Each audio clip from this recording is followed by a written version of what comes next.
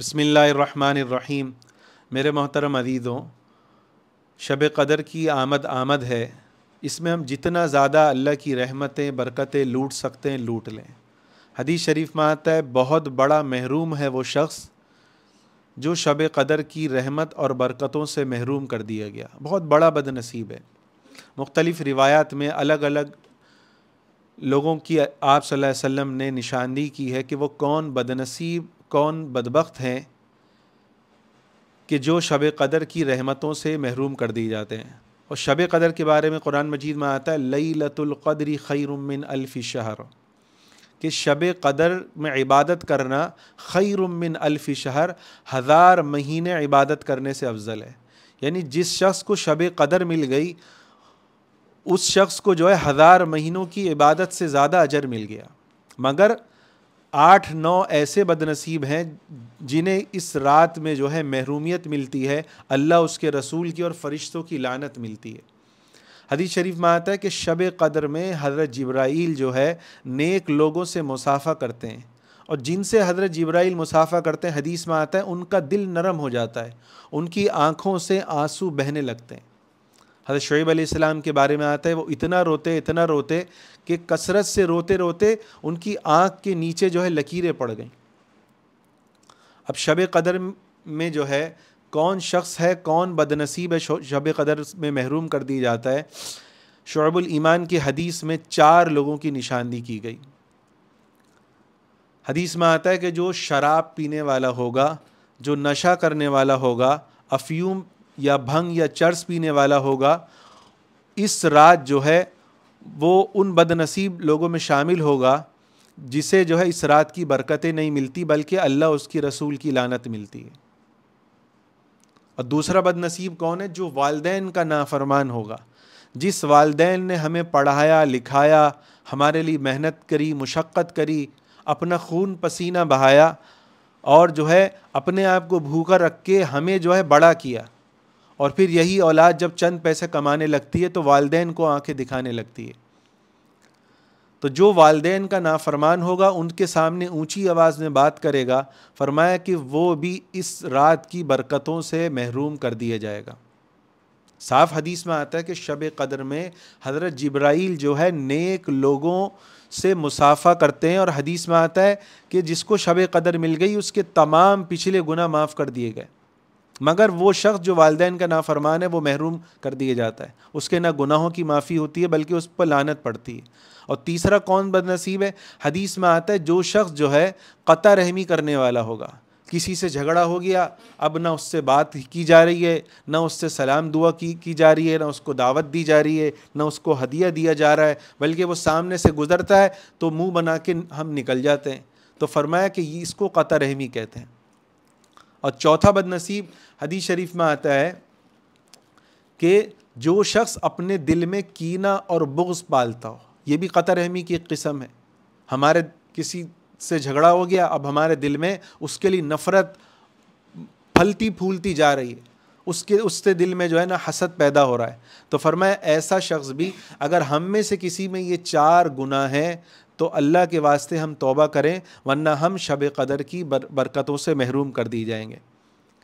اور جو شخص حدیث شریف میں آتا ہے جس کا مفہوم ہے لڑائی جھگڑے کا عادی ہوگا، آپ شب قدر کا تعین تو اللہ کے نبی صلی اللہ علیہ وسلم کو بتا دیا گیا، آپ صلی اللہ علیہ وسلم صحابہ کو بتانے لگے تو پھر کیا ہوا؟ 2 صحابی جھگڑ رہے تھے، ان کے جھگڑنے کی وجہ سے اس تعین کو آپ صلی اللہ علیہ وسلم سے بھلا دیا گیا، اور آپ صلی اللہ علیہ وسلم نے اس پہ ناراضگی کا اظہار کیا، گویا کہ لڑائی جھگڑا ایسی نحوست ہے کہ اس کی وجہ سے شب قدر کا تعین بھلا دیا گیا۔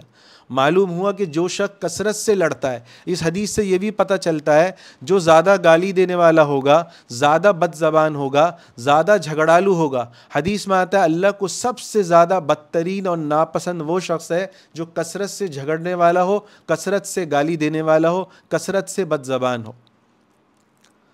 تو جھگڑے کی وجہ سے جب شب قدر کا تعین جو ہے بھلا دیا گیا تو اندازہ لگائیں جو جھگڑنے والا ہوگا، گالی دینے والا ہوگا، اور ایسا ہی شخص کینہ رکھتا ہے، ایسا ہی شخص قطع رحمی رکھتا ہے، تو ایسا شخص بھی گویا کہ یہ پانچواں شخص حدیث سے ہمیں معلوم ہوا جس کو شب قدر کی جو ہے برکتیں نہیں ملتی۔ اگر ہم میں یہ کوئی بری صفت ہے تو ہم اس سے توبہ کریں۔ ایک اور روایت جو تفسیر روح المعانی میں علامہ آلوسی رحمۃ اللہ علیہ نے جلد نمبر 20 میں نقل کی ہے کہ شب قدر میں سدرۃ المنتہا کے 70,000 فرشتوں کو لے کر حضرت جبرائیل جو ہے زمین پر نازل ہوتے ہیں، اور سب سے پہلے بیت اللہ جاتے ہیں، پھر بیت المقدس جاتے ہیں، پھر مسجد نبوی میں جاتے ہیں، پھر طور سینا کوہ طور پر جاتے ہیں جہاں موسیٰ علیہ السلام کو تورات ملی۔ ان 4 مقامات پہ جانے کے بعد زمین پر ایمان والے مومنین اور نیک بندوں کے درمیان پھیل جاتے ہیں، اور نیک لوگوں کے گھروں میں جاتے ہیں، اور گھر میں جا کے کیا کرتے ہیں؟ ان کے لیے دعائے خیر کرتے ہیں، اور جس کے لیے جبرائیل اور 70,000 فرشتے میرے عزیزوں، شب قدر کی جو خصوصیت ہے وہ یہی ہے کہ 70,000 فرشتے اس شخص کے لیے دعا کرتے ہیں، استغفار کرتے ہیں، اور جس کو ان نیک لوگوں کی دعا مل جائے اس کا بیڑا پار ہو گیا، اس کی آگے کی زندگی نیکی کاری میں گزرے گی۔ تو میرے عزیزوں، پھر وہ حدیث روایت میں آتا ہے کہ 5 ایسے لوگ ہیں جن کے گھروں میں حضرت جبرائیل نیک لوگوں فرشتوں کی جماعت کے ساتھ نہیں جاتے۔ پہلا کون ہے؟ کہ جس گھر میں کتا ہو، جس گھر میں سور ہو، جس گھر میں تصویر ہوتی ہے اس گھر میں بھی جبرائیل تشریف نہیں لے جاتے۔ اس بارے میں ہمیں ایک روایت ملتی ہے کہ آپ صلی اللہ علیہ وسلم کے سامنے جو ہے حضرت جبرائیل جو وحی لے کے تشریف لے جا رہے تھے، تو آپ صلی اللہ علیہ وسلم کے گھر میں چارپائی کے نیچے کتے کا بچہ تھا، کتے کا پلہ تھا، اس وجہ سے حضرت جبرائیل جو ہے تشریف نہیں لے گئے۔ ایک اور موقع پہ حضرت جبرائیل جو آپ صلی اللہ علیہ وسلم کے پاس تشریف لائے، مگر جو ہے پھر جو ہے تشریف دیر سے لائے، تو آپ صلی اللہ علیہ وسلم نے ناراضگی کا اظہار کیا، پوچھا تو حضرت جبرائیل نے فرمایا کہ آپ کے گھر میں پردہ تھا، اس پردے میں تصویر بنی ہوئی تھی۔ تو معلوم ہوا کہ آپ صلی اللہ علیہ وسلم کی موجودگی میں، آپ صلی اللہ علیہ وسلم کی حیات مبارکہ میں جبرائیل آپ صلی اللہ علیہ وسلم کے پاس تشریف نہیں لا رہے تصویر کی وجہ سے۔ تو اس روایت میں آتا ہے کہ جس گھر میں تصویر ہوگی اس گھر میں بھی جبرائیل جو ہے تشریف نہیں لے جاتے۔ شیخ ایک اللہ والے گزرے ہیں، ان کے بھائی ان کا یہ واقعہ مشہور ہے کہ ایک مرتبہ وہ شب قدر کے بارے میں ان کو الہام ہوا کہ فلاں رات میں شب قدر تھی، مگر وہ محروم کر دیے گئے۔ معلوم ہوا کہ ان کے گھر میں ایک کتاب میں تصویر تھی، اس تصویر کی نحوست کی وجہ سے شب قدر سے محروم کر دیے گئے۔ اور میرا عزیزو، یہ تو 3 باتیں ہو گئیں، کتا، سور اور تصویر۔ پھر اس روایت میں آتا ہے کہ جس گھر میں جو ہے سور ہوگا اس گھر میں بھی جو ہے حضرت جبرائیل تشریف نہیں لے جائیں گے۔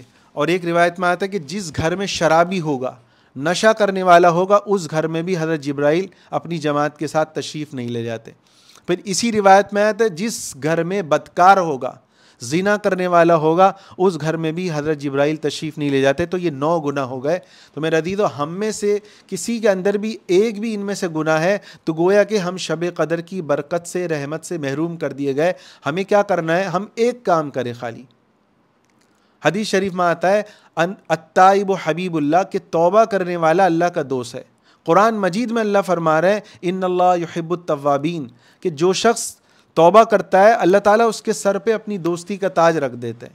ہم میں سے کسی میں ان 9 میں سے ایک بھی گناہ ہے، ایک بھی خطا کا کام ہے، ہمیں چاہیے کہ ہم سچے دل سے صرف توبہ کریں اور ایک دفعہ کہہ لیں استغفر اللہ، تو اللہ تعالیٰ ہمارے پچھلے تمام گناہوں پہ قلم پھیر دیں گے، تمام گناہ ہمارے کھاتے سے مٹا دی جائیں گے، بشرطیہ کہ ندامت کے ساتھ ہم یہ ایک دفعہ بولیں۔